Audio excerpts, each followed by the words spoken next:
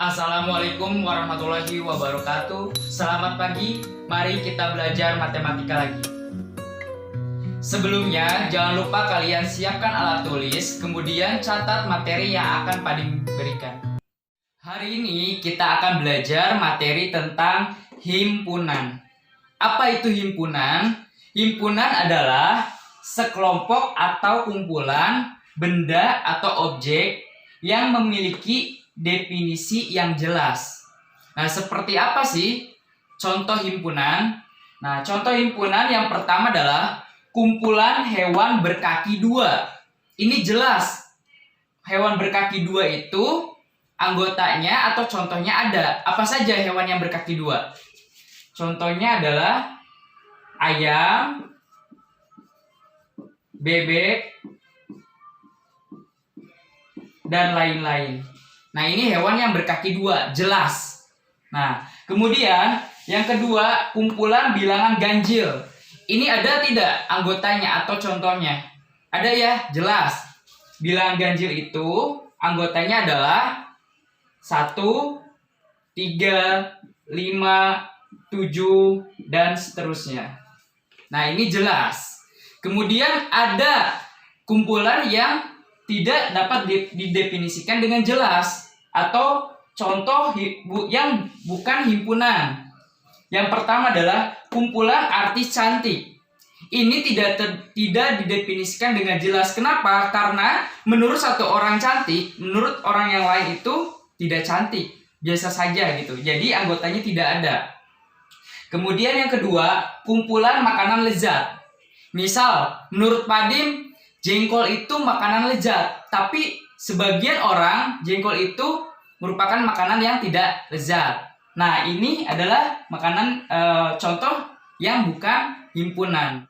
Bagaimana sih cara membedakan yang himpunan dan bukan himpunan? Yang bukan himpunan ini adalah kata sifat. Kata sifat itu seperti cantik, ganteng, tinggi, pendek, dan lain-lain. Nah, kata sifat ini berarti bukan himpunan.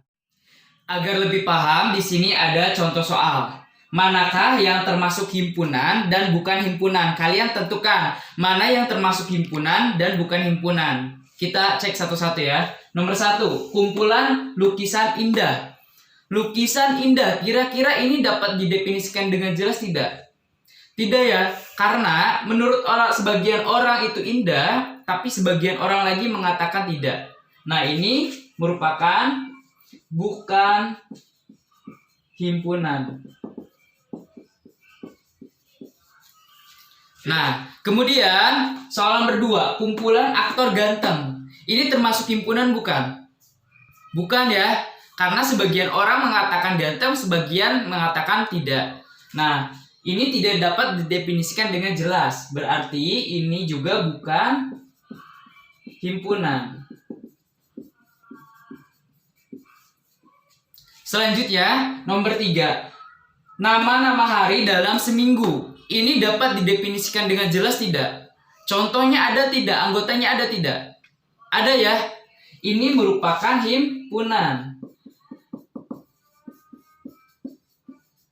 Kenapa ini merupakan himpunan? Nama hari dalam seminggu, karena kita bisa menyebutkannya, yaitu Senin, Selasa, Rabu, Kamis, Jumat, dan Sabtu dan Minggu. Nah, seperti itu. Kemudian nomor 4, kumpulan bilangan genap. Ini terdefinisi dengan jelas atau tidak? Ya, ini termasuk himpunan. Kenapa ini termasuk himpunan? Karena kita bisa menyatakan anggotanya. Bilangan genap itu adalah 2, 4, 6, 8, dan seterusnya. Kemudian terakhir nomor 5, kumpulan warna lampu lalu lintas. Kalau kalian melihat lampu lalu lintas, itu ada ya warnanya ya, itu terdefinisi dengan jelas. Warnanya apa aja? Ada merah, kuning, hijau. Ya, berarti ini merupakan himpunan. Nah, seperti itu. Materi selanjutnya yaitu tentang penulisan himpunan. Penulisan himpunan ini ada 2 poin yang harus kalian ketahui. Untuk penulisan himpunan itu kalian harus menggunakan huruf kapital. Huruf kapital itu seperti A, B, C, D itu bebas ya. Yang penting hurufnya kapital. Kemudian yang kedua yaitu harus menggunakan kurung kurawal. Seperti apa sih kurung kurawal? Nah, kita latihan nih. Seperti ini kurung kurawal itu. Kalian akan menggunakan kurung kurawal selama materi tentang himpunan. Nah, kita langsung lanjut aja ke materi tentang penulisan himpunan. Ada 3 cara untuk menyatakan himpunan. Yang pertama dulu nih, yaitu mendaftarkan anggotanya atau menyebutkan contoh-contohnya. Kita lihat aja ke contoh soal. A, nah ini menggunakan simbol huruf kapital ya. A adalah bilangan ganjil kurang dari 7. Nah, kita daftarkan anggotanya menggunakan simbol dan kurung kurawal. Simbolnya itu A besar, tergantung ya. Kalau ininya soalnya A, berarti di sininya A. Kalau soalnya B, berarti B, C berarti C. Karena ini soalnya A, berarti kalian nulisnya A. A sama dengan kurung kurawal. Bilangan ganjil yang kurang dari 7. Angkanya berapa aja? Bilangan ganjil yang kurang dari 7. 1, 3, 5. Sudah ya, karena kurang dari 7. Tutup kurawal. Nah, seperti itu gampang. Kemudian, nomor 2, menggunakan kata-kata atau kalimat. Nah, ini kebalikannya. Di sini ada contoh soal nih. Ini P sama dengan 2, 4, 6, 8. Kira-kira 2, 4, 6, 8 ini bilangan apa sih? Ya, bilangan genap. Berarti kita rubah karena menjadi kata-kata ya. Karena simbolnya P, di sininya P. P adalah bilangan genap. Karena ini sampai 8 doang, bilangan genap berarti kurang dari 10. Nah, bilangan genap yang kurang dari 10 berarti ini. Sama saja ya. Nah, ini dengan kata-kata. Kemudian terakhir, menggunakan notasi pembentuk himpunan. Seperti apa sih caranya? Perhatikan baik-baik untuk cara nomor 3, menggunakan notasi. Di sini ada R sama dengan 1, 2, 3, 4, 5. Kira-kira bilangan apa nih? Bilangan asli ya. Bilangan asli karena sampai 5 berarti kurang dari 6. Bilangan asli yang kurang dari 6. Kita nyatakan menggunakan notasi. Bagaimana caranya?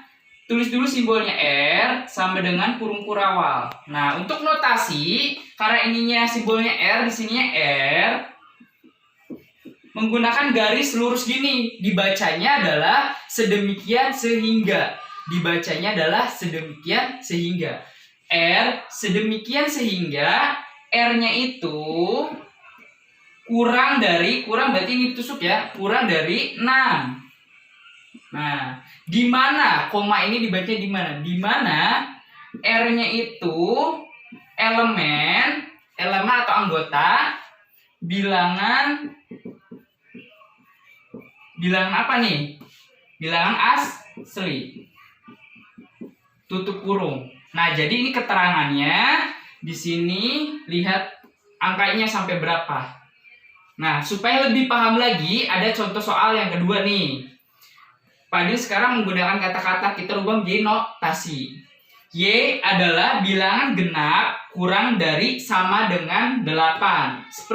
Seperti apa penulisannya? Menggunakan notasi. Karena ini Y, berarti Y lagi ya di sininya. Y sama dengan kurung kurawal. Y pakai garis lurus gini, namanya sedemikian sehingga. Y sedemikian sehingga Y-nya itu apa katanya nih? Kurang dari sama dengan 8. Berarti kurang dari sama dengan 8. Nah, di mana Y-nya itu elemen itu anggota ya. Bilangan apa nih? Bilangan, lihat di sini bilangan apa? Genap. Nah, seperti itu caranya. Materi selanjutnya yaitu tentang anggota himpunan dan bukan anggota himpunan. Tadi kita sudah tahu ada simbol huruf E. Simbol huruf E ini itu untuk anggota himpunan. Kemudian untuk yang bukan anggota himpunan, ini tinggal dicoret saja huruf E-nya. Nah, langsung aja ke contoh soal biar kalian paham. Manakah yang merupakan anggota dan bukan anggota himpunan? Mana yang anggota himpunan dan mana yang bukan anggota himpunan? Nomor 1, B. Ini anggota himpunan dari huruf vokal bukan? Huruf vokal itu apa aja sih? A, I, U, E, O. Sedangkan ini B. Berarti bukan ya? Bukan anggota himpunan. Berarti ini tinggal coret. Pakai simbol saja. Kemudian nomor 2. 7. Ini bilangan ganjil bukan?